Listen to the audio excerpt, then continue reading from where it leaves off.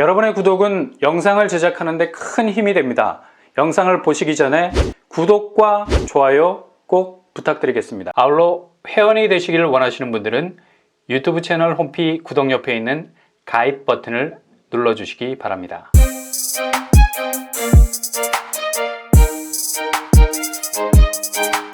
안녕하세요. 뻔뻔한 복덕방입니다. 지난 5월 서울에서 분양한 세운 푸르지오 헤리스티, 굉장히 경쟁률이 뜨거웠죠. 소형 평수임에도 불구하고 많은 분들이 관심을 보였는데요.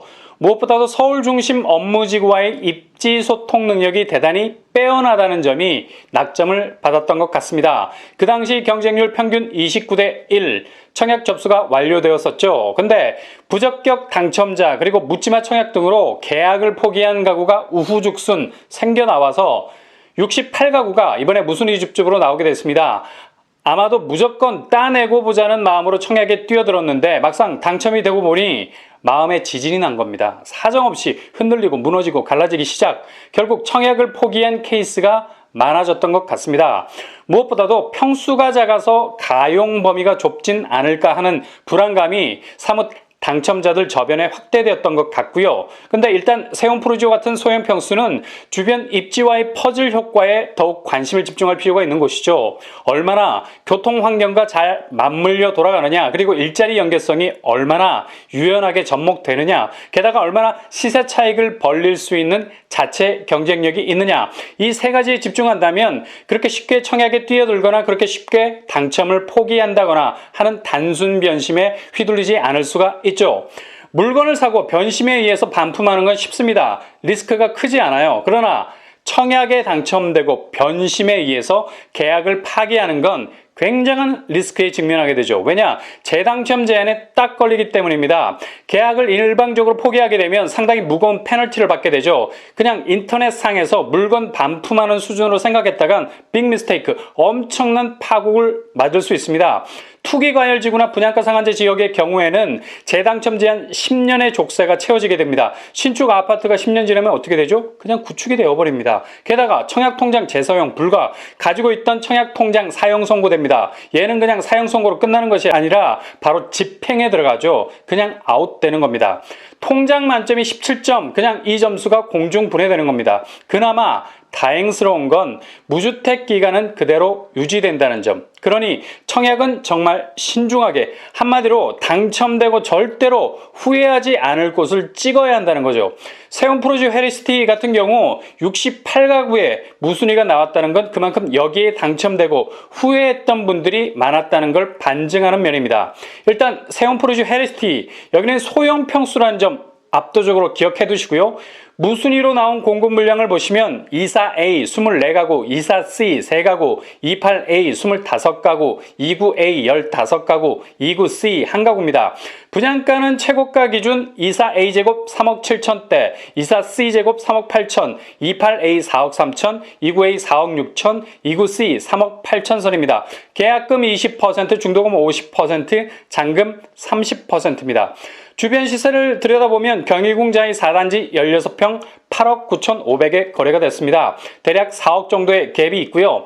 시간이 갈수록 시세 차익은 확실히 더 벌어질 가능성 높죠. 교통환경, 세운 푸르지오의 가장 핵심 라인업이라고 생각하셔도 무방할 정도로 주변 교통환경은 서울의 중심 업무지구와의 교집합적인 입지를 가지고 있습니다. 을지로 3가 을지로 4가 충무로역이 도보로 5분이면 도착 가능한 아파트, 그것도 CBD, 서울 중심 업무지구, 금융, 상업, 서비스 시설이 집중되어 있는 이른바 서울의 업무 동선이 역동적으로 움직이는 곳, 게다가 종묘, 창경궁, 창덕궁, 경복궁, 웬만한 서울의 고즈넉한 고궁들이 우아하게 자리 잡고 있어서 크로스오버 감성을 물씬 느낄 수 있는 곳입니다. 구체적인 분양 일정, 청약은 한국부동산원 청약홈을 통해서 진행이 되고요. 가장 중요한 접수일자 6월 30일 수요일부터 7월 1일 목요일 양일간에 걸쳐 접수를 진행하게 됩니다. 당첨자 발표 7월 7일 수요일, 계약일은 7월 15일입니다. 무순위 줍줍이기 때문에 청약통장 필요 없고 100% 추첨제로 진행이 되겠습니다.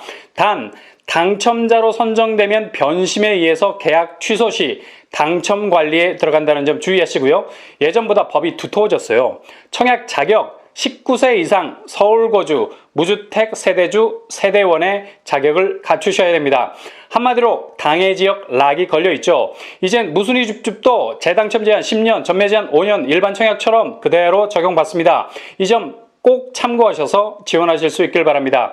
초반에 언급해 드렸듯이 일단 필이 확 와야 되고 이후 당첨되고도 후회하지 않을 수 있는 곳인가 본인 스스로에게 엄격하게 물어보신 후 정답이 나오는 대로 움직이셔야 됩니다. 아무튼 이곳에 지원하시는 분들 파이팅입니다.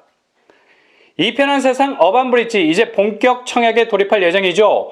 홍보하시는 분들이 직접 카탈로그 들고 전방위적으로 부동산 사무실 방문해서 홍보전에 돌입한 상태입니다. 한 가지 흥미로운 점은 평면도가 전격 공개되진 않았지만 홍보 카탈로그에 평면 설계가 복층으로 구성된 타입이 있다는 걸 분명히 명시해 놓고 있다는 점이죠. 복층. 상당히 기대가 되죠. 왜냐? 일단 복층 구조는 설계를 잘 빼기만 하면 같은 30평대라도 40평대 같은 독립적인 스페이스가 나올 수 있거든요. 특히 이번에 84제곱에서 54세대를 복층 유니트로 설계했다고 하네요. 상당히 인기 있는 타입이 되지 않을까 예측해 봅니다. 아쉽게도 101제곱에서는 6세대밖에 복층 구조가 없다라는 점. 30평대보단 훨씬 복층 구조를 유연하게 만들 수 있는 공간이 있음에도 불구하고 101제곱이 84제곱에 비해서 수량이 그리 많지 않아서 소규모로만 복층 평면이 나온 것 같습니다.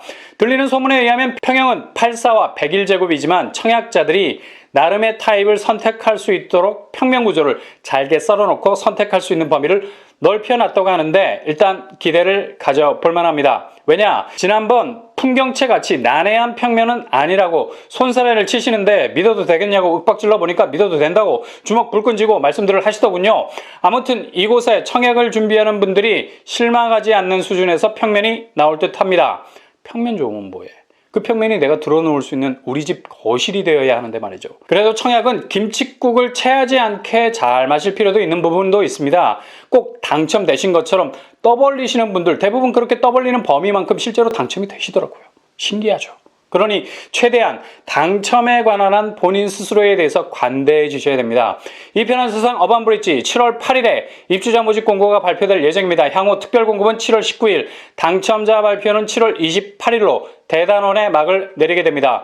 무엇보다도 분양가 면에서 분양가 상한제 조정이라는 기준점이 되어 주었으면 하는 바람이네요. 이 편한 세상 어반브릿지는 지상 27층 총 6개 동으로 구성이 되죠. 전용 면적 84제곱미터 415세대 그리고 101제곱 178세대 총 593가구 85제곱 이하는 100% 가점제 101제곱미터는 50% 추첨제 물량이 있다는 점이 매력이죠. 89세대 정도가 행운의 주인공에게 로또라는 네잎클로버를 선사하겠네요. 50% 추첨제 비율 안에서 75%가 무주택자에게 우선 공급이 되고요. 나머지 25%는 낙첨된 무주택자와 1주택 처분 조건자가 추첨제에서 다시 경합을 벌이게 됩니다.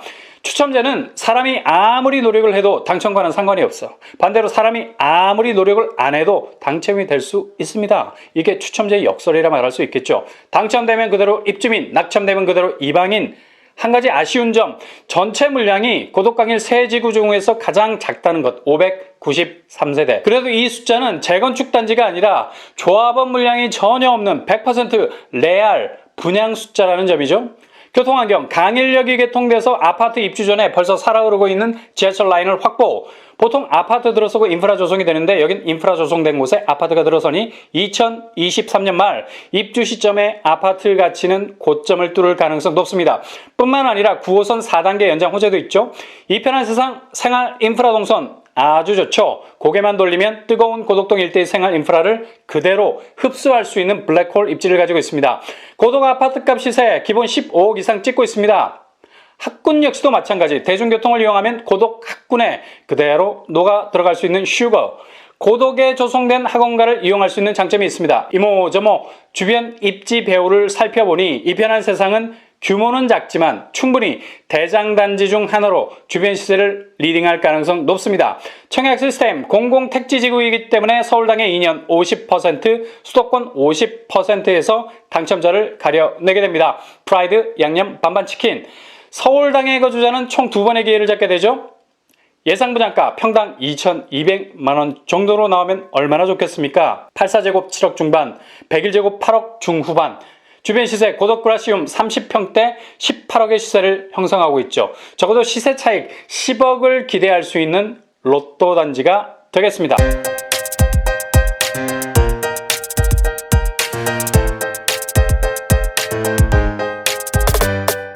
오늘의 부동산 캐리커처, 서울의 무순이 줍줍 세운 푸르지오 헬스티. 소형 평수, 그러나 워낙에 입지가 강골이라 자체 경쟁력은 월드컵 본선 진출 능력 정도는 충분히 될 거라고 봅니다. 이 편한 세상 어반브리지 84제곱과 101제곱의 복층형 구조가 나옵니다. 평면이 보다 화려해질 가능성 높고요. 무엇보다 화려한 입지를 가진 곳이라 향후 내 집 가치는 굉장히 컬러풀해질 것은 확실합니다. 여러분이 집으로 가는 길이 협소한 길이 아니라 실크로드 같이 잘 닦인 길이 되시기를 기원합니다. 이상으로 뻔뻔한 복덕방을 마치겠습니다. 구독과 좋아요 부탁드립니다. 감사합니다.